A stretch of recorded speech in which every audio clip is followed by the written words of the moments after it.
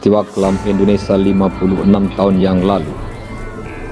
Pahlawan revolusi Indonesia yang menjadi target penculikan PKI dibunuh dengan cara yang keji karena difitnah akan melakukan makar terhadap Presiden pertama RI Soekarno melalui Dewan Jenderal. Mereka dijemput secara paksa, kemudian dibawa ke lubang buaya untuk disiksa.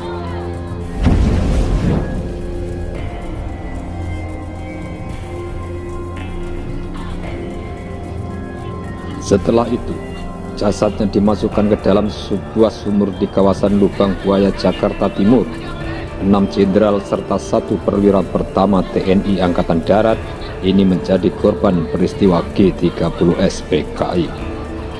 Jenazah mereka ditemukan di sumur tua dengan kedalaman kurang lebih 12 meter pada tanggal 4 Oktober 1965 oleh Satuan Resimen Para Anggota Komando Angkatan Darat atau RPKAD di kawasan hutan karet Lubang Buaya. 7 pahlawan revolusi Indonesia tersebut adalah Jenderal Ahmad Yani, Maijen R. Suprapto, Maijen MT Haryono, Maijen S. Parman, Brigjen DI Panjaitan, Brigjen Sutoyo Siswo Miharjo, dan Letu Pire Andreas Tendea. Berikut cuplikan kisah 7 pahlawan revolusi pada hari penangkapan mereka. Jenderal Ahmad Yani. Menurut pemandu Museum Jenderal Ahmad Yani, Sersan Mayor Wawan Sutrisno mengungkapkan bahwa pasukan yang datang menyergap masuk melalui pintu belakang dan membunuh sang jenderal saat itu juga. Sementara yang lain ada yang bertugas untuk menyekap pasukan penjaga rumah Ahmad Yani dan yang bertugas mengepung rumah itu. Kalau begitu, tunggulah. Saya mandi dulu. Sebaiknya tidak usah mandi, Jenderal. Paling tidak cuci muka toh dan berpakaian. Tidak usah berpakaian. Ancam kalian. Tahu apa kalian? Jadi.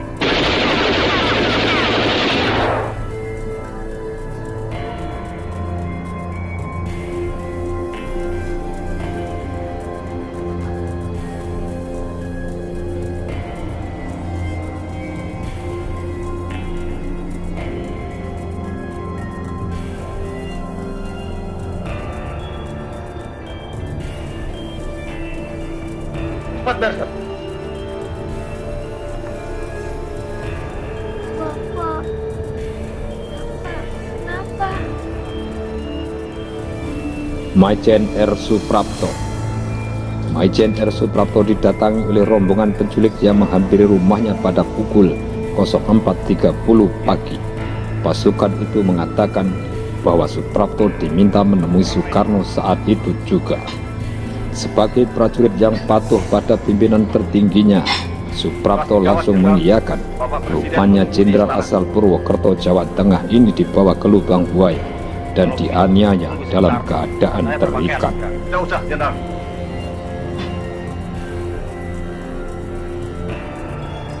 Jalan.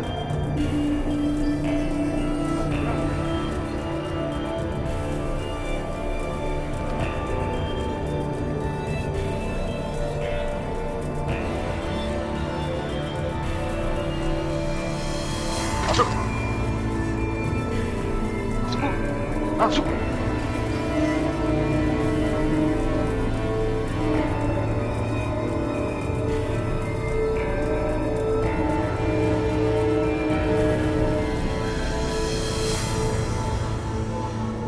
Masukkan. Naik semua.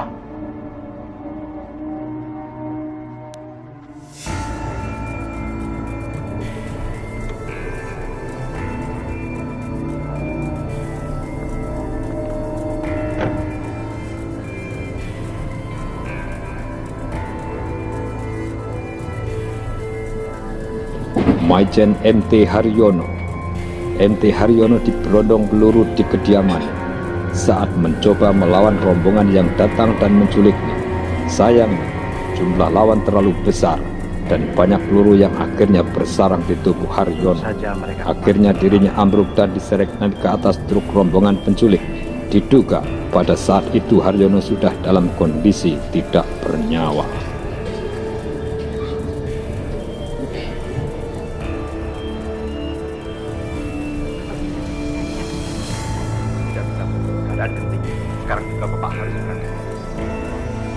membawa Bapak sekarang.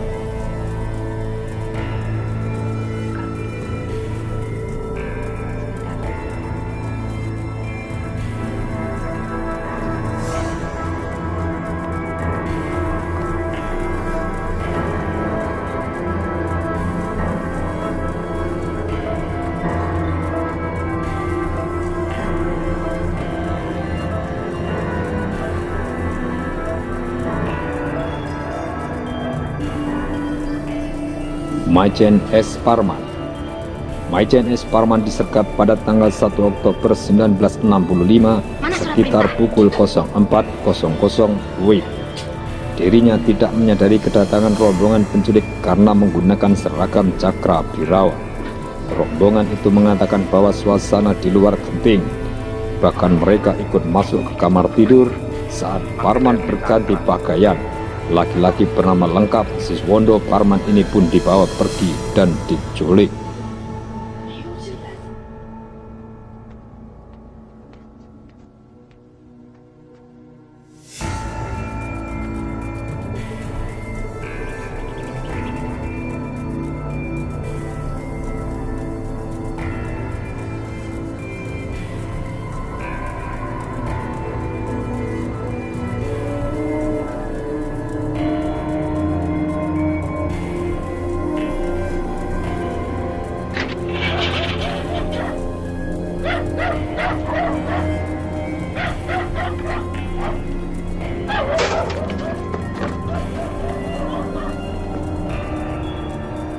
Laksanakan, sekarang.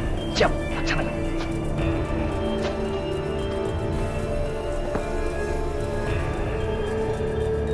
Kamu Yanto ya? Siap, Pak.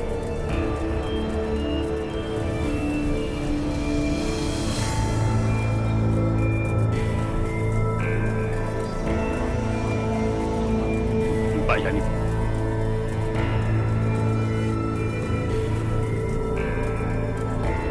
Loh, Kok telepon saya diputus?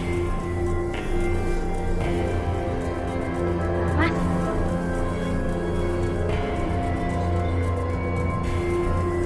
Kalau begitu, saya pasti sedang difitnah. Bapak Presiden menunggu, Jenderal.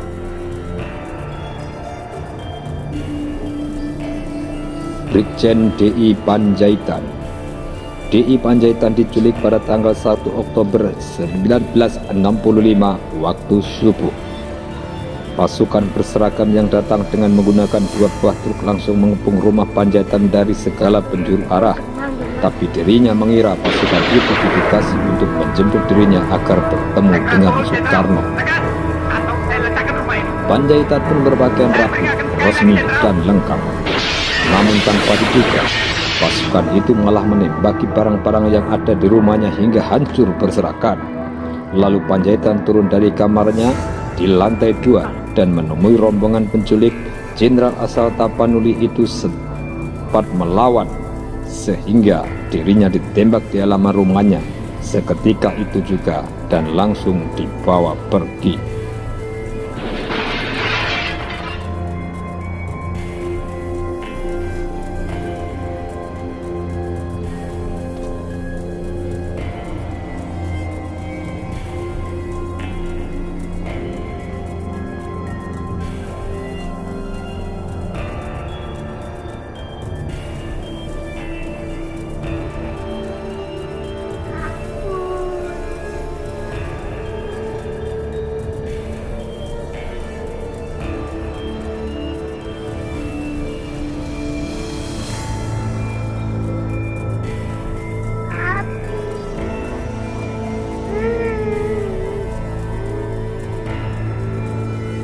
Angkat tangan, Jenderal.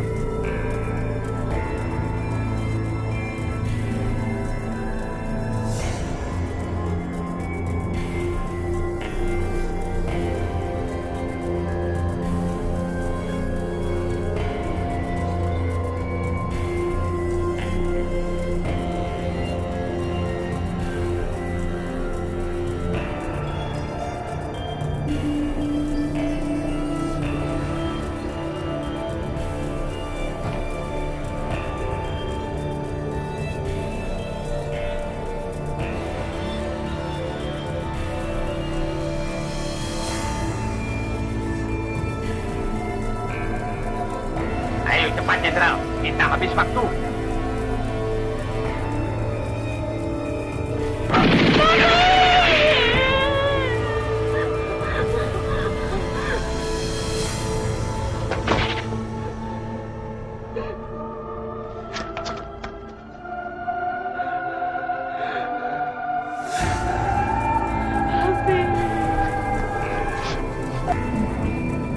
Brigjen Sutoyo Siswo Miharjo.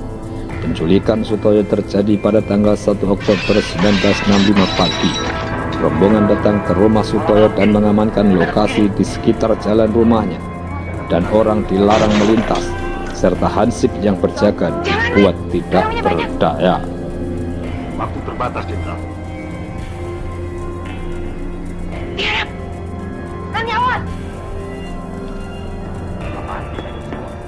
Kami hanya menjalankan perintah, Jenderal.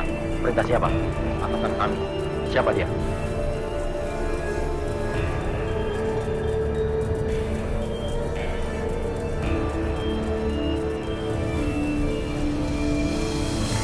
Silakan, Jenderal. Jalan. Apa tidak sebaiknya saya berpakaian? Jalan.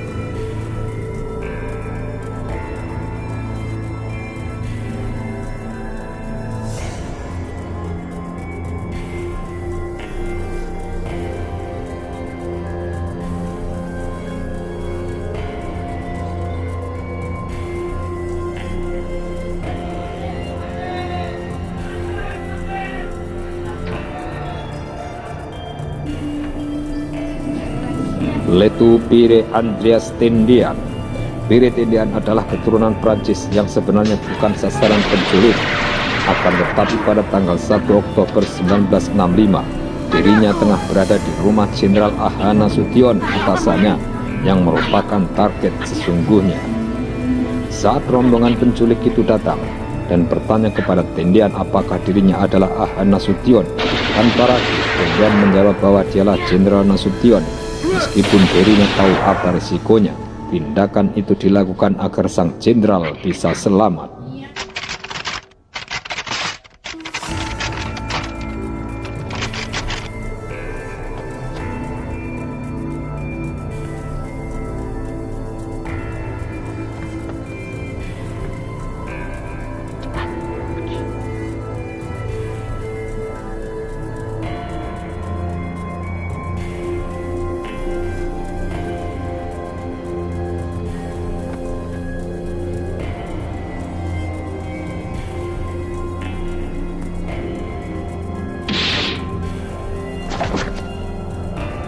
Kalian tunggu saya tuh.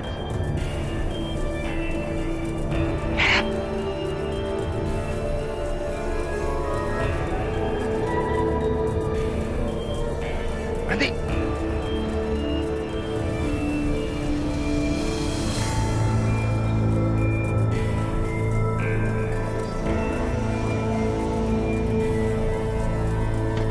Dan bergerak. Tangkap senjata. Saya.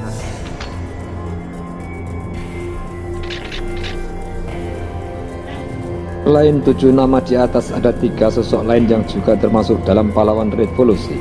Mereka adalah Aibda Anumerta Karel Satsuitubun, Brigadir Jenderal Anumerta Gatamso Darmokusumo, dan Kolonel Anumerta Sugiono. 7 pahlawan revolusi yang disebutkan di atas dan Karel Satsuitubun ditetapkan sebagai pahlawan revolusi pada 5 Oktober 1965 berdasarkan Kepres nomor 111 Kodi 1965 dan Kepres nomor 114 Kodi 1965. Sementara Brigadir Jenderal Anumerta Gatamso Darmokusumo dan Kolonel Anumerta Sugiono ditetapkan sebagai pahlawan revolusi berdasarkan Kepres nomor 118 Kodi 1965 pada tanggal 19 Oktober 1965. Demikian cuplikan singkat peristiwa penculikan 7 jenderal yang terjadi pada 56 tahun yang lalu. Sumber artikel dari www.suara.com, Kontributor Risna Maulina Pratama. Pembawa narasi Kang Priwisopo.